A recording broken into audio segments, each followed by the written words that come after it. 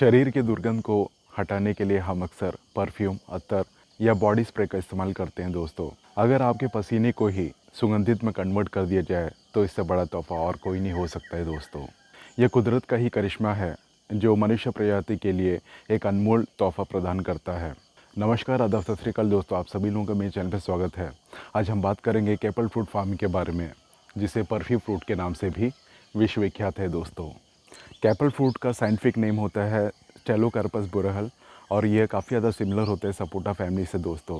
इसका native place है south east Asia. यह इंडोनेशिया, मलेशिया, थाईलैंड और वियतनाम के ट्रॉपिकल फॉरेस्ट में पाया जाने वाला एक बेहतरीन, अनोखा, अद्भुत फल होता है जो मनुष्य प्रजाति के लिए एक रामबाण का काम करता है और इसकी खूबसूरती को चार चांद लगाने में अपनी अहम भूमिका निभाता है। और यही इसको खास बनाते हैं दोस्तों अन्य फलों से। इंडोनेशिया में जब राजा महाराजाओं का जब शासन चल रहा था, उस टाइम पे उनकी रानियाँ इस प्रकार के फलों का सेवन किया करती थी, जो अपनी खूबसूरती को चार चांद लगाती थी और वातावरण को सुगंधित कर देती थी। उस टाइम पे जो साधारण जो व्यक्ति होता था, उसे इस प्रकार के फलों का सेवन करने या अपने बगीचे में लगाने की अनुमति नहीं थी दोस्तों, क्योंकि यह एक दंडनीय अपराध था। लेकिन वक्त ने करवट बदला और यह चीज़ स्प्रेड होता चले गया अन्य देशों में। हिंदुस्तान की सरज़मीन पे अगर आप इस प्रकार के फ़लों को देखना चाहते हैं या इस प्रकार के फ़लों का सेवन करना चाहते हैं तो आज ये मुमकिन है दोस्तों। आज अपने गार्डन्स में, खेतों के मेड़ों पर, प्लेन वाला इलाका हो, हिल एरियाज़ हो, वहाँ पर भी आप इसकी प्लांटेशन कर सकते हैं और इस प्रकार के खूबसूरत फ़लों का सेवन भी कर सकते हैं दोस्तों। इन फलों का आकार गोलाकार एवं ओवल शेप में पाया जाता है दोस्तों और ये काफ़ी ज़्यादा सिमिलर होते हैं सपोटा फलों से। इनका जो रंग होता है पकने से पूर्व वो हरे रंग में पाया जाता है और यह पकने के बाद में येलो या ब्राउनिश में कन्वर्ट हो जाता है और इसके अंदर का जो गूदा होता है वो सफ़ेद या पीला रंग का होता है और इसमें 2 या 3 सीड्स मिलने की आशंका बनी रहती है दोस्तों।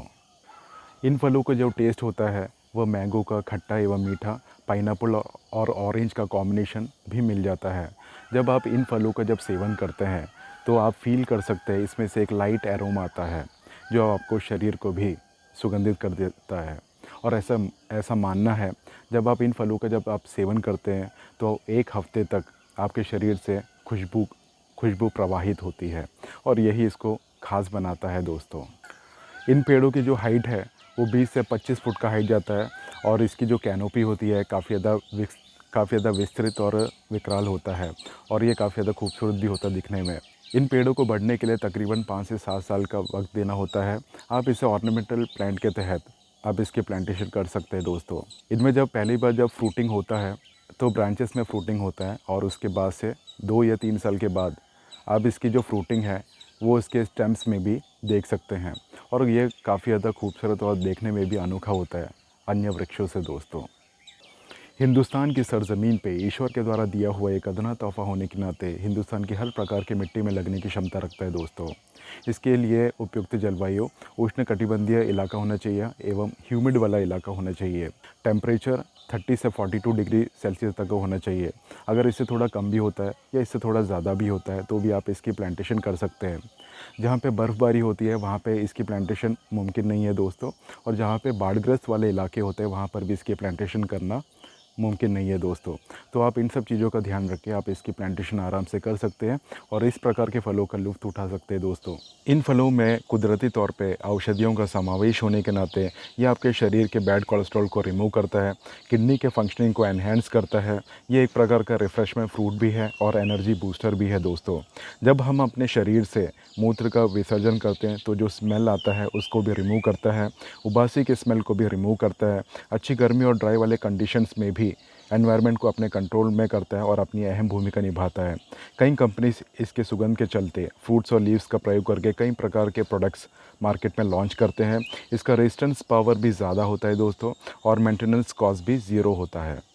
1 एकड़ की ज़मीन पे 25 बाई 25 के हिसाब से आप 60 से 70 पौधे 1 एकड़ की ज़मीन पे आराम से लगा सकते हैं दोस्तों। यानी कि लाइन से लाइन का डिस्टेंस है वो 25 और पौधे से पौधे का जो डिस्टेंस है वो 25।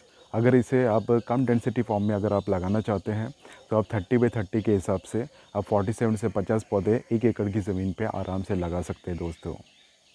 अगर आप एक प्लांट लवर हैं और कुछ एक्जॉटिक फ्रूट्स ट्राई करना चाहते हैं या ऑर्नामेंटल प्लांट की तलाश में हैं तो आप मुझे कांटेक्ट कर सकते हैं। मैंने अपना कॉन्टैक्ट डिटेल स्क्रीन पर दे दिया है, डिस्क्रिप्शन बॉक्स पर भी दे दिया दोस्तों। आप अपने खेतों में, खेतों के मेड़ों पर या गार्डन्स में इस प्रकार के प्लांट्स की रोपनी कर सकते हैं और इस प्रकार के फलों का लुत्फ़ भी उठा सकते हैं दोस्तों। तो मेरे चैनल को लाइक करें, शेयर करें, सब्सक्राइब करें, खुश रहें, आबाद रहें, यही दुआ करता हूँ दिल से। जय हिंद, जय भारत दोस्तों।